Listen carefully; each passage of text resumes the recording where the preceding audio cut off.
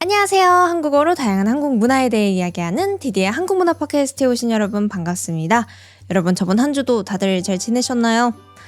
오늘은 한자에 대해서 이야기를 해보려고 하는데요. 여러분들은 한자 뭔지 알고 계신가요? 아니면 알고 계신 한자 좀 있나요? 제가 팟캐스트를 한 3년간 해오면서 꾸준히 들은 질문인데요. 한국어 공부할 때 한자가 필요한가요? 아니면 한국어 공부할 때 한자 꼭 공부해야 하나요? 하면서 뭐랄까 제발 아니라고 해주세요 하는 그런 목소리가 들리는 것 같은 질문을 종종 받아왔는데요. 그래서 여러분들께 저의 생각, 한자에 대한 저의 생각을 한번 이야기해 보려고 해요. 제가 다른 한국어 선생님들이랑 이야기를 해봐도 다들 대답이 제각각이더라고요. 어떤 분들은 한자를 꼭 배워야 된다. 그래야 한국어를 더 잘 이해할 수 있다 하시는 분도 있었고요. 한자 요즘은 많이 안 쓰니까 굳이 안 배워도 된다 하시는 분들도 계셨어요. 그래서 저도 이 두 가지의 답변 중에서 어떤 걸로 말씀을 드릴까 고민을 하다가 배워야 되냐 말아야 되냐 그거에 대해서 얘기하기 전에 먼저 제가 한국인으로서 한국에서 살아오면서 한자를 어떻게 그리고 얼만큼 배워왔는지를 말씀드리면 좋겠다는 생각이 들었어요. 그거 들어보시고 여러분도 한국인은 이 정도 배우고 있구나. 그러면 나도 이것 정도는 알면 좋겠네 하는 나만의 생각이 좀 잡힐 것 같아서 오늘은 그냥 저의 한자 공부 경험, 한자를 얼마나 알고 있는지 어떻게 배웠는지를 중심으로 한번 이야기해 보려고 합니다. 그래서 한자를 배우면 좋냐 안 좋냐 이것만 먼저 빠르게 대답한다면 당연히 좋습니다. 당연히 좋죠. 한자라는 게 뭔지 미리 설명을 해드렸어야 되는데 한자는 중국에서 만들어진 문자죠. 근데 이게 또 다른 근처 나라들에게도 영향을 많이 줘서 일본에서도 한자를 사용하고 있고요. 그리고 베트남이랑 한국 이런 나라에도 영향을 많이 줬어요. 그래서 언어를 이렇게 자세히 들여다보면 한자에 영향을 받은 단어들이 되게 많거든요. 그렇기 때문에 한자를 공부하면 당연히 좋습니다. 한자 공부해야 되나요? 이거 물어보시는 분들은 아마 그 한자를 사용하지 않는 나라에 계신 분들일 거예요. 한자 사용하시는 분들은 이미 다 알 겁니다. 한자를 알아서 정말 다행이다. 그래서 내가 한국어를 훨씬 빨리 배울 수 있네? 하는 생각 하실 것 같거든요. 제가 저번에 한 2년 전인가요? 그때쯤에 중국분 게스트 한 분이랑 일본분 게스트 한 분 이렇게 해서 3명이서 팟캐스트를 한번 찍은 적이 있어요. 거기서 단어를 비교하는 장면이 있거든요. 그래서 예를 들면 학생이라는 단어가 중국어에서는 어떤 발음으로 나고 일본어에서는 어떤 발음으로 하는지 같은 것들 비교해보는 시간이 있었는데 그것만 들어봐도 되게 발음이 비슷한 걸 알 수 있거든요. 그러니까 한자를 알아두면 당연히 좋은데 그럼 얼마나 알아야 되고 어디까지 배워야 되는지 이런 것들도 헷갈리실 것 같아가지고 오늘 제가 한번 여러분들 머릿속에 정리가 되도록 잘 이야기를 해보도록 하겠습니다. 그러면 본격적으로 팟캐스트 시작해 볼 건데 시작하기 전에 혹시 유튜브에 하이 버튼 생긴 거 아시나요? HYPE라고 하이 버튼이 생겼는데 댓글창 여기 보일 거예요. 댓글창을 슬라이드 싹 넘겨보면 하이할 수 있는 버튼이 있어요. 그게 좋아요 같은 건데 그걸 눌러주시면 채널에 도움이 된다고 합니다. 그래서 저도 이런 말을 팟캐스트에서 처음 해보는데 한번 눌러주세요. 어떤 일이 일어나는지 궁금합니다. 그래서 여러분들 하이 버튼 못 찾으면 좋아요 한번 눌러주시고 오늘 에피소드 끝까지 들어주시면 감사하겠습니다. 그러면 시작해보겠습니다. 재밌게 들어주세요.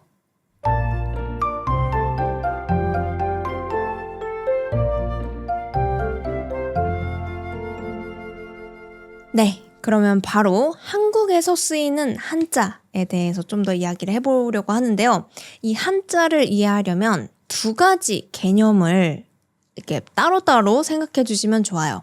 먼저 첫 번째는 한자 그대로입니다. 문자 그대로의 한자. 막 이런 그림같이 생긴 문자 있잖아요. 그런 게 한자고요. 두 번째는 한자어라고 해서 한자의 영향을 받은 단어들이 있어요. 그러니까 한자로 되어 있는 단어들인데 대표적인 게 학교, 학생, 방학 이런 단어들 여러분들이 다 알고 있는 단어잖아요. 이런 단어들이 사실은 한자 단어들이에요. 그래서 한자어라고 부르고 뭐 말할 때는 그냥 한국어 단어처럼 똑같이 쓰이죠. 그러니까 원래 쓸 때는 한자로 이렇게 썼던 단어들인데 읽을 때는 똑같이 소리니까 뭐 학교, 학생, 방학 이렇게 읽는 거예요. 그래서 여러분들은 사실 엄청 많은 한자어들을 이미 알고 계실 거예요. 그래서 따로 공부하지 않아도 이미 한자어들을 많이 알고 있을 건데 이제 문제는 한자란 말이에요. 한자, 그 문자. 그래서 이 문자를 어떻게 배웠는가 제가 그 기억을 많이 돌려서 어렸을 때로 한번 생각을 해봤어요. 그랬더니 제가 어렸을 때는 한자 공부가 약간 유행이었습니다. 뭐 미래를 아무도 모르잖아요. 그때는 꼭 한자가 미래에도 필요할 거고 중국어를 알아두면 엄청나게 도움이 되고 뭐 좋은 직장에 들어갈 거다 하는 그런 소문들이 좀 있었어요. 그래서 저도 학교에서 한자를 배우기도 했는데 뭐 중학교, 고등학교 다 1년씩 한자를 배웠던 걸로 기억이 나는데 그거 말고도 막 따로 책 같은 거 사서 어렸을 때부터 한자를 좀 공부를 했었습니다. 저도 막 울면서 너무 하기 싫다 하면서 뭔지도 모르겠고 그냥 막 열심히 외웠던 기억이 나요. 그래서 시험도 막 보고 그랬어요. 자격증 시험 같은 거, 한자 자격증 시험 그런 것도 보고 좀 유행을 했었습니다. 그래서 저와 비슷한 세대 뭐 20대, 30대들은 알고 있는 한자가 그러니까 공부한 한자만 생각하면 거의 한 1000자 정도는 공부하지 않았나 생각해요. 학교에서도 배우고 따로도 공부하고 해서 1000자 정도 물론 지금은 다 까먹었어요. 그런데 한자는 정말 빠르게 없어지고 있습니다. 지금 한국에서. 저랑 저희 부모님만 비교를 해도 저희 부모님들이 훨씬 많은 한자를 알고 계세요. 근데 그도 그럴 것이 부모님은 어렸을 때부터 그 신문이나 아니면 교과서, 책 이런 거를 보면 아까 얘기했던 학교 같은 것들이 다 한자로 적혀 있었대요. 그러니까 그걸 책을 읽으려면 한자를 알아야 했던 거예요. 그래서 한자를 많이 알고 계시고 저는 이걸 언제 느꼈냐면 최근에 제가 부모님이랑 일본에 있는 대마도 여행을 다녀왔거든요. 같이. 그랬는데 이제 부모님이 간판이나 아니면 메뉴에 있는 그 한자들을 이렇게 읽으시더라고요. 물론 한국어 발음으로 이렇게 읽으시더라고요. 뭐 예를 들면 고구마 술, 뭐 이 술이 뭘로 만들어졌는지 같은 것들 다 읽으시더라고요. 저는 모르고 그 고구마 술 한자 모르고 옆에서 패밀리마트 막 쇼핑하고 있을 때 부모님은 막 그런 한자 단어나 간단한 문장 같은 걸 해석하실 수가 있는 거예요. 근데 한자 사용이 점점 줄고 이제 모든 책들이 다 한글로만 적혀 있고 하다 보니까 따로 학교에서 공부한 저는 그래도 알고 있는 한자가 자신 없는데 한 100개는 있을 것 같고요. 뭐 200개? 200개 정도? 그래도 저는 일본어를 공부했으니까 모르겠어요. 한 200개, 300개 정도 있지 않을까 생각을 합니다. 정말 초라하네요. 그러니까 저도 지금 일본어 공부를 하고 있는데 글을 못 읽거든요. 왜냐하면 한자를 몰라요. 그래서 여기서 알 수 있듯이 한국인들이 한자를 엄청 많이 알고 있는 거는 아니에요. 그리고 시간이 지나면서 점점 안 쓰고 있기 때문에 지금 10대 친구들은 학교에서도 한자를 안 배운다고 합니다. 배우는 학교도 있는데 거의 의무로 배우는 학교가 없어서 거의 모른대요. 그래서 그 친구들은 정말 기초적인 한자라고 하면 숫자 세는 법 아니면 월화수목금토일 같은 그 날짜에 있는 한자들 정도만 알고 있고 막 30개에서 100개 정도만 알고 있는 정도라고 합니다. 그래서 제가 듣기로는 베트남이 역시 한국처럼 이렇게 일본처럼 한자의 영향을 많이 받았는데 이제 한자 문자는 안 쓴다고 들었어요. 점점 한국도 이렇게 되어가고 있는 중입니다. 엄청나게 빠르게. 그래도 아직 그 한자를 많이 알고 계시는 분들이 살아 계시니까 한자를 볼 수 있어요. 생활 속에서. 메뉴판 같은 데서도 가끔 보이고요. 식당 같은 데도 가끔 볼 수 있어요. 그리고 예능, TV쇼 같은 거 볼 때도 자막에 이렇게 한자가 한 번씩 나옵니다. 그래서 간단한 한자들, 또 많이 쓰는 한자들은 많이 봤기 때문에 좀 익숙한 편이에요. 그러면 한국에서 한자를 어떻게 배우는지 좀 궁금하지 않으세요? 간단하게 이야기를 해볼게요. 한국인들한테 뭐 이런 한자 어떻게 읽어요? 라고 물어보면 이거요? 사람인이요. 뭐 이런 식으로 읽는 걸 볼 수가 있거든요. 이게 어떤 거냐면 한자는 그 문자가 있고요. 그 문자를 봤을 때 뜻이 있어요. 한국어 뜻이 있고 이 한자를 읽는 방법, 읽는 소리가 있습니다. 그래서 오늘 여러분들이 한자 한 2가지 정도 알아가실 수 있게 대표적으로 많이 알고 있는 한자 2가지를 한번 보여드릴게요. 크다라는 한자랑 작다라는 뜻의 한자인데요. 이 한자를 딱 봤을 때 한국인들은 이거는 큰 대랑 큰 대, 그리고 작을 소 이렇게 읽습니다. 그래서 이 한자가 크다라는 뜻이고요. 읽을 때는 대라고 읽어요. 그리고 작다라는 한자는 뜻은 작다인데 읽을 때는 소라고 읽어요. 이렇게 배워요. 그래서 어렸을 때 그 한자 시험 볼 때도 막 큰데 작을 소 이렇게 써가면서 외웠던 기억이 있습니다. 그래서 이런 한자 또 한 가지 알려드리면 사람이라는 뜻이 한국인 할 때 그 인이거든요. 인이 사람인 이렇게 외워요. 그래서 오늘 방금 배운 한자 3가지를 합쳐보면 먼저 크다, 사람 이런 문자를 봤을 때는 대인이라고 읽겠죠. 그리고 작다, 사람이라고 적혀있는 문자를 보면 소인이라고 읽을 거예요. 이런 단어를 어디서 볼 수 있냐? 목욕탕 같은 데 가면 이렇게 가격표에 적혀 있어요. 대인 10,000원, 소인 5,000원 이런 식으로 적혀 있거든요. 그럼 그걸 보고 생각해 보는 거죠. 큰 사람이 10,000원, 작은 사람이 5,000원? 키가 크다, 키가 작다 일까요? 아니겠죠? 이거는 어른 그리고 어린이를 적어놓은 단어예요. 그래서 생활 속에서 이런 한자들을 알고 있으면 딱딱딱 보고 이런 단어구나 이렇게 추측해 볼 수 있는 거죠. 유추해 볼 수 있는 거죠. 잘 안 쓰는 단어라고 해도 그냥 어른이라고 많이 쓰지만 대가 대학교 할 때 그 큰 학교, 제일 높은 학교가 대학교지. 그러면 대인은 큰 사람이구나. 이렇게 생각이 되잖아요. 이렇게 많이 배웠거든요. 근데 이게 아까 처음 시작할 때 얘기했던 한자어란 말이죠. 한자로 만들어진 그 단어. 근데 한글로도 적을 수 있고 한국어 발음으로 하면은 대인 이렇게 읽는 거라는 거죠. 그래서 중요한 것은 한자어의 원리를 좀 이해하는 게 중요해요. 그래서 아까 얘기했던 대라는 단어는 크다라는 뜻이니까 한국어 단어를 공부할 때 대가 적혀있는 단어를 발견하면 이거 크다라는 뜻인가? 이렇게 유추해 볼 수가 있거든요. 그리고 단어를 외울 때도 뭐가 있을까? 대박 이런 단어 있잖아요. 대박, 헐 대박 할 때 대박도 뭔가 크다? 뭔가 좋다는 건가?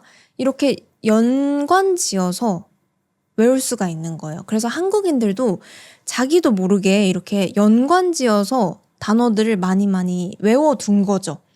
그러다 보니까 대라는 단어 크다라는 뜻이잖아 하면서 알고 있는 기초적인 그 한자들이 점점 쌓여갑니다. 그래서 또 어떤 일이 발생하냐. 한국인들은 이 단어가 한자고 한자로는 어떻게 쓰고 이런 걸 공부했다기보다는 그냥 대는 크다라는 뜻이구나 연관 지어가면서 자기 머릿속에서 이런 게 이루어지다 보니까 한자어인지도 모르고 쓰는 단어들이 엄청 많습니다. 아, 이거 한자어지? 이렇게 생각하지 않고 그냥 쓰는 단어인데 사실은 한자어인 단어들이 되게 많아요. 여러분들도 다들 아시는 말이에요. 그래서 어떤 게 있냐면 감사합니다. 한국어 배우기 시작하면 제일 처음 배우는 단어잖아요. 이 감사가 한자어예요. 감은 느끼다, feel 할 때 그 감이에요. 그리고 사는 사례하다 사이거든요. 사례하는 거는 내가 뭔가를 받았을 때 너무 고맙잖아요. 그래서 돌려주는 거. 뭔가를 받고 그러면 나는 이거 이렇게 돌려주는 걸 사례한다 라고 이야기를 하거든요. 그래서 이 말의 뜻을 보면은 느끼다, 사례하다. 아, 사례하고 싶다 라고 느끼는 거다. 누군가에게 뭔가를 받아서 돌려주고 싶다 라는 마음이 든다 라는 뜻에서 감사합니다 라고 사용하는 거거든요. 근데 이게 한자어구나 하는 거를 모르는 한국인들이 있을 거예요. 많을 거예요. 그 한자를 배우지 않은 친구들, 어린 친구들은 감사합니다. 그냥 한국어 아닌가? 한국어 단어 아닌가? 이렇게 생각할 거예요. 근데 고맙습니다. 이거는 한자가 아닙니다. 고맙습니다. 그래서 감사도 한자어라는 거. 그리고 또 많이 쓰는 말이 미안하다. 아, 미안해. 미안합니다. 이렇게 얘기 많이 하잖아요. 이 미안도 한자어입니다. 미안의 미는 아니다, 아닐 미예요. 아니다.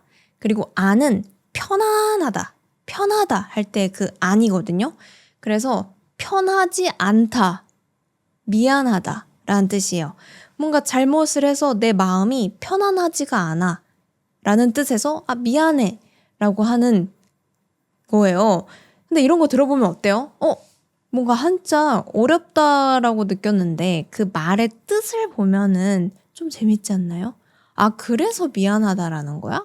아, 그래서 감사라는 거야? 아, 뭔가 돌려주고 싶다라는 마음이 들어서 감사라는 거구나. 이런 거를 알게 되면 또 재밌죠. 이렇게 그냥 일상적으로 쓰는 말도 한자어들이 많습니다.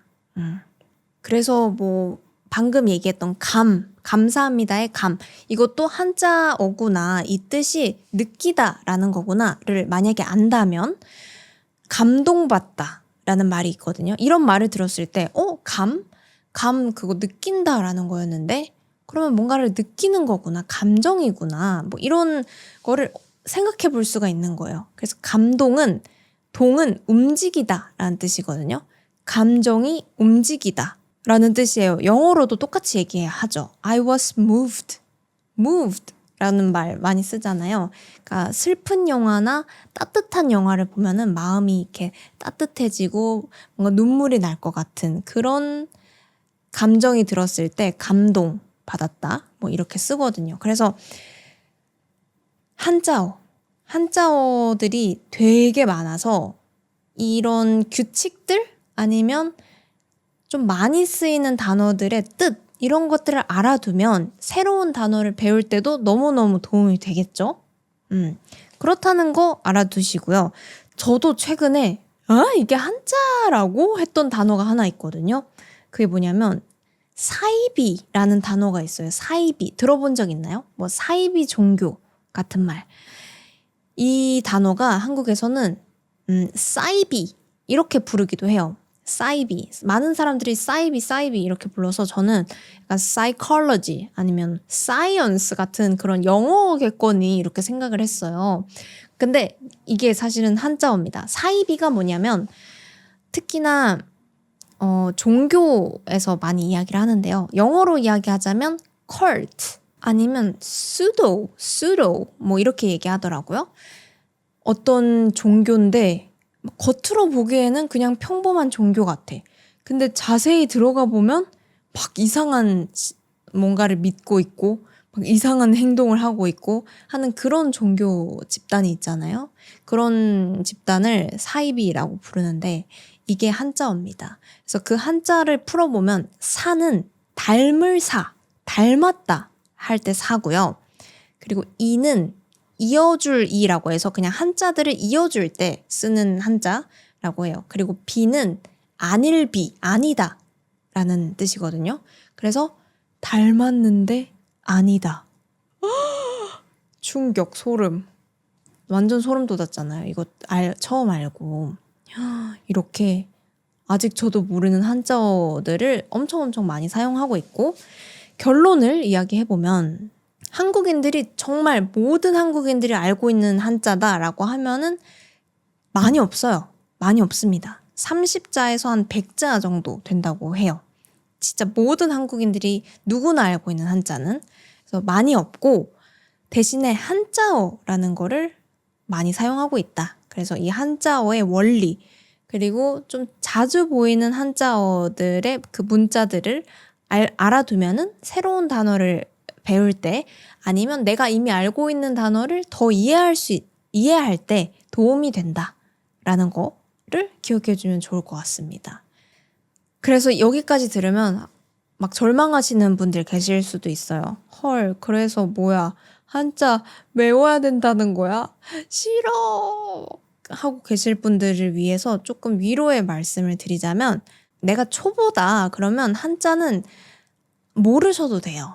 모르셔도 돼요. 근데 진짜 이 언어를 좀 더 이해하고 싶고 약간의 아이템 같은 거, 버프 같은 거를 좀 받고 싶어 하면은 한자들을 조금씩 외워보면 좋다라는 거예요. 아시겠죠? 그래서 그냥 막 다짜고짜 그러면 한자 공부해야겠네. 100가지의 한자를 이제 공부해 봐야 되겠다. 이렇게 하는 것보다는 그냥 새로운 단어를 만났을 때 자주 보이는 단어가 보이면 그 단어를 한번 사전에 쳐보는 거예요. 이런 습관을 들이면 좋을 것 같아요. 사전에 쳐보면 이 단어가 한자어라면 옆에 한자도 같이 적혀 있거든요. 그래서 그 한자들도 한 번씩 눌러보면서 뜻을 외워주면 좋습니다. 이게 어떻게 생겼고 이런 것까지는 알아둘 필요가 없고요. 자주 쓰이는 소리의 뜻, 이런 것들을 한 번씩 체크하고 단어 같이 외워주면 도움이 많이 될 것 같아요. 그래서 화이팅이고요.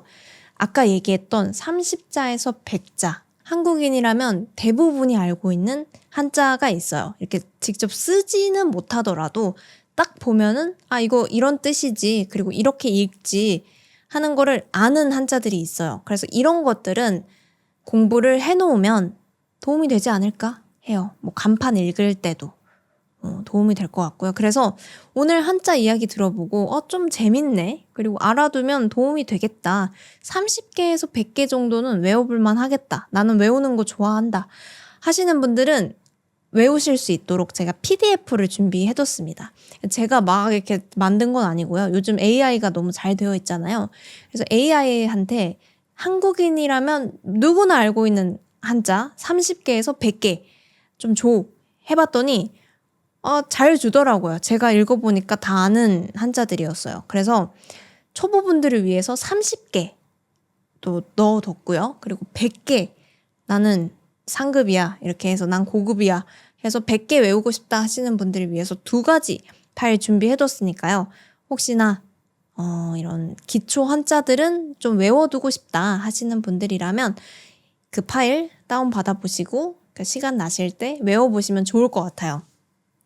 그리고 마지막으로 제가 해드리고 싶은 말은, 한자를 알아두면은 좋은 점이 또 한 가지가 있습니다. 바로 중국어나 일본어, 뭐 베트남어 이런 거 공부하실 때 훨씬 빨리 배울 수가 있어요.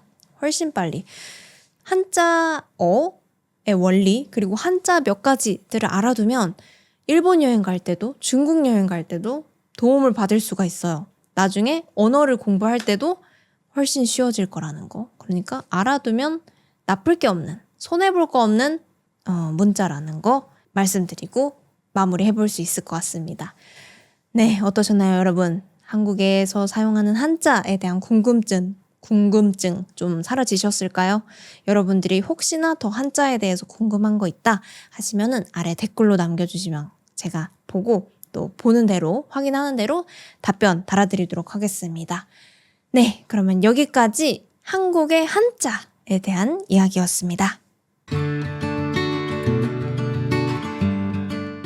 네, 이번에는 한자에 대해서 이렇게 이야기를 해봤는데요.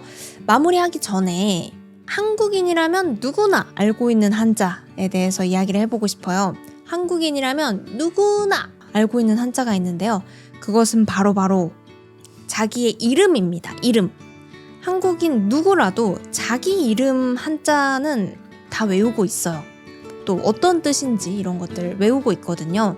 그래서 여러분들이 한국인 친구를 만났다 또는 한국분을 뭔가 만나서 이야기할 기회가 생겼다 하면은 이름을 물어보겠죠. 이름이 뭔가요? 물어본 다음에 그 이름의 뜻이 뭐예요? 뭐 한자 뜻이 어떻게 돼요? 이렇게 물어보면 너무 좋을 것 같아요. 제 한국어 이름을 유튜브에서 한 번도 얘기해 본 적이 없는데요. 약간 힌트가 될 수 있는 저의 한자 뜻 한 가지 말씀드리면요. 제 한국어 이름에는 보물이라는 뜻의 한자가 들어있습니다. 보물. 꽤 마음에 드는 한자인데 이렇게 재밌는 뜻의 이름을 가지고 있는 한국분들이 많으니까 이름 물어보면서 한자 뜻 물어보는 것도 재밌을 것 같습니다. 그렇다면 이제 마지막으로 공지사항 드리고 에피소드 마무리해보도록 하겠습니다. 디디의 한국문화 팟캐스트는 페이트리온 그리고 유튜브 멤버십을 하고 있어요. 이 팟캐스트가 계속해서 좋은 팟캐스트, 한국에 대해서 더 다양한 거 알려줄 수 있는 팟캐스트 만들었으면 좋겠다, 응원하고 싶다 하시는 분들이라면 아래에 링크를 눌러서 여러분들의 마음을 보내주실 수가 있습니다. 멤버십 분들은 한 달에 뭐 2-3개 정도 멤버십 온리 에피소드도 자막과 함께 번역과 함께 보실 수가 있으니까요. 저에게 한 달에 커피 한 잔 사주고 싶다 하시면은 아래에 링크도 잘 부탁드리겠습니다. 언제나 늘 감사합니다. 그러면 저는 이제 또 다음 에피소드로 돌아오도록 할게요. 여러분 오늘도 끝까지 듣느라 고생 많으셨습니다. 모두 좋은 하루 좋은 밤 보내세요. 안녕.